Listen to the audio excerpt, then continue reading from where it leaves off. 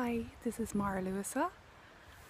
So I'm here sitting with really special sacred trees that I've really connected in deeply with over the last year or so that I've been spending time here on Orcas Island, the Madrone trees.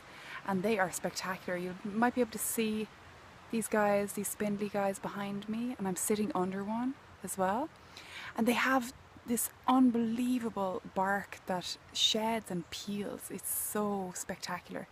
These little scrolls off the bark, which are like little worlds unto themselves. And you know, each time I pick up a piece of this beautiful madrone paper from the trees, it really has a unique message every time for me.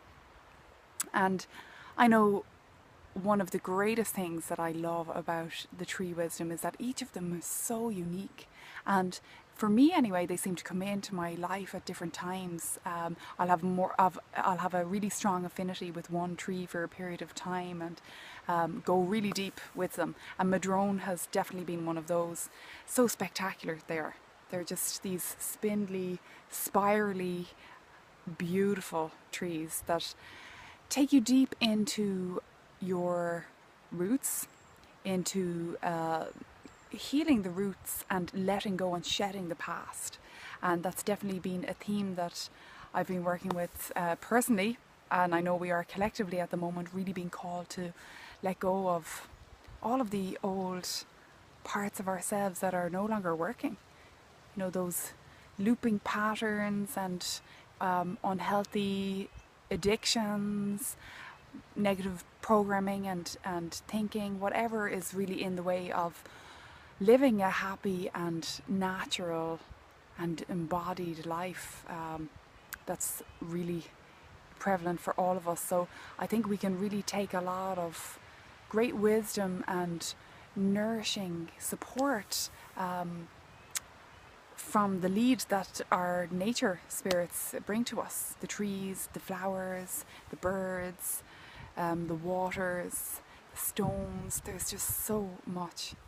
There's so much goodness for us here in the earth, and our medicine is always around us. So wherever you are living and situated, even if it's in a city, there's always some part of nature that can be connected with. Even if it's a plant or a tree in a local park, developing a relationship with that tree or a plant is something that can really help you come into balance and deepen that connection to nature. So I feel like there's absolutely no excuse for anyone nowadays to not find a piece of nature somewhere and to create that, to be able to sustain and deepen into a more natural state of being.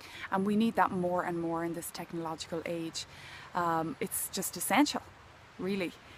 And I know even myself, I can get caught up doing other things and the mind takes over and I forget to get out and connect with nature. And always when I do, there's a deep dropping down into the body and a letting go, and the things that were, you know, focused in my mind previous to coming out to nature get left aside completely.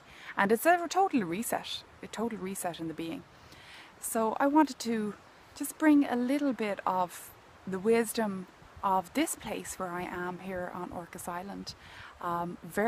It's a very deep place, and I was called here a year ago, and I've had the great honour of being able to spend 2 winters here house sitting actually for the last 2 winters, and they've been the deepest integrations of my life. Really, really profound.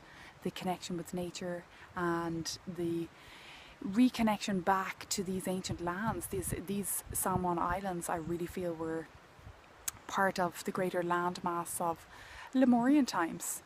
You know, these light-seeded times and civilizations that left the earth due to cataclysm eons ago.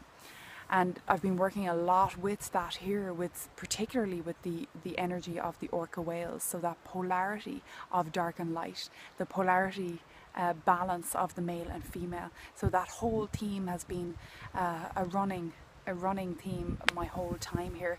And wow, has the nature that's been around me been supporting that? Absolutely. So I believe we pick the places that we really need to be. Our soul picks the places perfectly, and the nature that surrounds us is our medicine.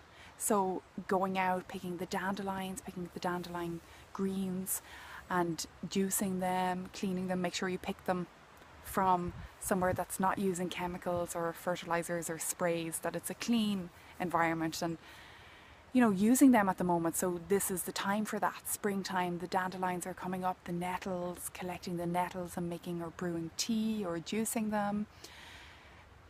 Nature has the remedy for us right now, and we just have to open our eyes to see and feel what we need in the moment. And even if it's not harvesting the herbs for your consumption, vibrationally you can really receive the codes that you need to heal and become more grounded in the body at this time. So important. We're all going through so much. This collective of humanity is shedding unprecedented amount of old programming and grief and pain and suffering, and so it's really vital for us to keep a clear vessel and to come out and connect with the earth every day, and to just let go of anything that is not serving and that we're holding on to, maybe for others as well in our lives.